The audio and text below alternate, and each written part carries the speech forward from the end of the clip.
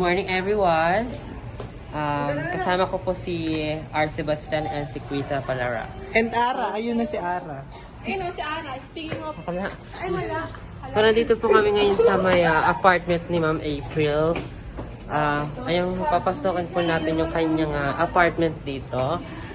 So, tignan natin kung gaano kalinis or kakalat. Oh, ngayon pala nakikita ko 10/10 ang kakalatan. Yan ang kalat niya. Oh, Ang galat ni Ma'am. 10/10 agad siya. So, ayan. Pasok na kami. Good evening, Ma'am. Ay, tatlong kwarto lang to? Tatlong kasi kami. Wait lang. Mamaya lang nagpapasok. Ayan po, pinagtatapon lang po yung mga activity namin. Pakita yung activity namin, tinatapon lang. Activity daw. Eh. Wala na pa kayong... Ano mo sa Lisa? Tapos na. Yes, Ma'am.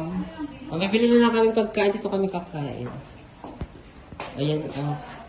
Sobrang Tingnan niyo po yung labahin niya. Hindi na pa makaugaga ang lola niyo. Hindi siya po makakandaugaga dahil sa... Hindi na po Dahil siya sa makaugaga. pagtuturo sa amin. Binocument na nila. Ito ang pusa ni Ma'am. Usama ko, ma'am? Ano, usama ko eh. Ayan. Biglaan daw, sabi ni Are. Yung bintana po Biglaan niya. ka Ayan. namin, ma'am. Puro sapot po. Ayan. Try po natin ito ibaba. Tsaka po yung natapong teacher na teacher po talaga ang ganapan niya. Yan, ayan pa po kayong papasukin ni Ma'am sa kanyang kwarto. Naglilinis pa daw. Lilinis pa. Ayan po, tinatapon na po yung activity namin. Pati po yung business proposal namin. Talaga si Ma'am naglinis talaga. Special ni Are. Hoy, kaka.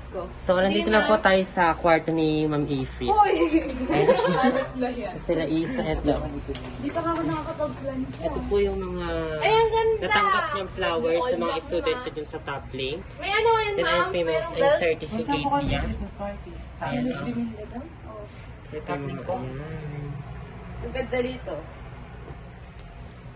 And also, di mawawala ang kanyang skincare. Di po mawawala ang kanyang skincare dito, oh. Brilliant, sorry. Really yan. So, di nyo kaya, di nyo afford.